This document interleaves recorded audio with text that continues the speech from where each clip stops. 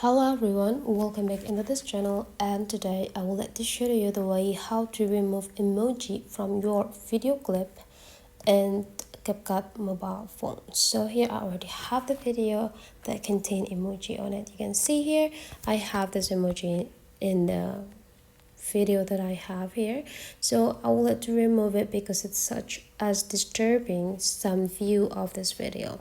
So if you can see, whenever I tap multiple times over this emoji or stickers, there will be no actions that we can access, so we cannot do anything over this emoji. So the first thing we have to do is activate it, the action. How to do that? Just take a look on this button feature, go into the text, so the emoji section will be activated. Now just tap into the section and they'll bring you into several options or actions that you can access here. You can just slightly click this X or go click delete if you want, because it will be at the same. So tap it and this emoji is just removed. So that's for today's tutorial. If you still have some questions, just drop into the comment sections below, and let's meet again into other tutorial.